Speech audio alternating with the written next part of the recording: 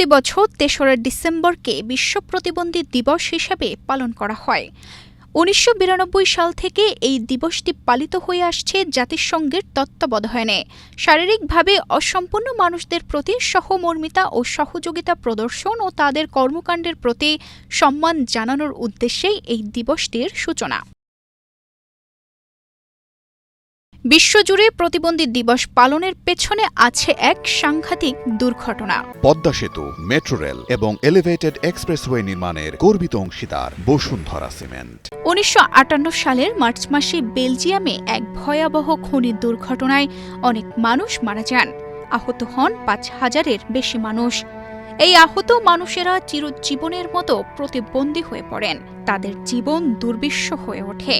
তখন তাদের প্রতি সহমর্মিতা জানাতে এগিয়ে আসে বেশ কিছু সামাজিক সংস্থা।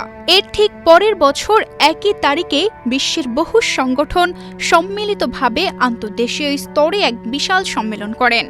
সেখানে খনি দুর্ঘটনায় আহত বিপন্ন প্রতিবন্ধীদের প্রতি দৃষ্টি আকর্ষণের জন্য বিশ্ব প্রতিবন্ধী দিবস পালনের আহ্বান জানানো হয়।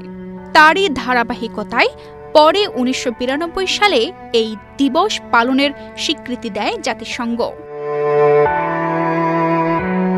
বিভিন্ন কর্মসূচির মধ্য দিয়ে প্রতি বছর বাংলাদেশেও পালিত হয় বিশ্ব প্রতিবন্ধী দিবস। একজন প্রতিবন্ধী বা বিশেষ শিশুকে কিরকম শ্রম, ত্যাগ, তিতিক্ষার মাধ্যমে আগলে রাখতে হয় তার এক জ্বলজ্বন্ত দৃশ্য শেরপুরের এই বাবা মা। ২৫ বছর আগে প্রতিবন্ধী হয়ে পৃথিবীতে আসে শেরপুর শহরের নবীনগরের ফয়সাল। তারপর থেকে এখন পর্যন্ত সে বিছানায়। কথা, হাঁটাচলা, খাওয়া দাওয়া, প্রকৃতির ডাক কোনোটাই নিজে থেকে সারতে পারে না, নির্ভর করতে হয় পিতামাতার উপর। প্রতিবন্ধী সন্তানকে বাঁচাতে মা কানিজ ফাতেমা চাকরি ছাড়েন ১৫ বছর আগে। একইভাবে বাবা কায়কোবাদ ১০ বছর ধরে সরকারি চাকরি ছেড়ে সন্তানের পাশে থাকেন। এক ছেলে এক মেয়ের এই দম্পতি জানাচ্ছেন তাদের অভিজ্ঞতা। এতদিন ধরে কইরে এলাম ৩০টা বছর করতে করতে নিজে অসহ্য, তাহলে মরার পরেও তো মনে করলেন এখন কার হাতে দিয়ে যাবো। ৩০টা বছর ধরে খেজমত করতেছি, কেউ বুঝছে নিব না। এমন অনিশ্চিত বাস্তবতার কথা মনে করে অঝরে কাঁদলেন পিতামাতা। এই দম্পতির প্রস্তাব, তারা সরকারকে অর্ধ কোটি টাকার জমি দান করতে প্রস্তুত। দানকৃত জমিতে সরকার তাদের সন্তান সহ প্রতিবন্ধীদের থাকা, খাওয়া ও চিকিৎসার কিছু একটা ব্যবস্থা করুক। আমার মা আগে চাকরি ছাড়ছে, পরবর্তীতে আমিও চাকরি ছেড়ে দিয়েছি। এই এলাকায় সরকারিভাবে বেসরকারিভাবে তাকে থাকা, খাওয়া, বাসস্থানের জন্য কোনো ভালো ব্যবস্থাপনা নাই।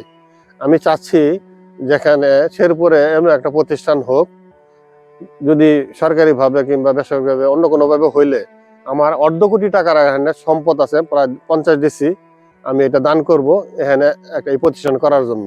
জেলা সমাজসেবা অফিস সূত্রে জানা গেছে, শেরপুর জেলায় ৩২,৭৫৯ জন নিবন্ধিত প্রতিবন্ধী রয়েছে।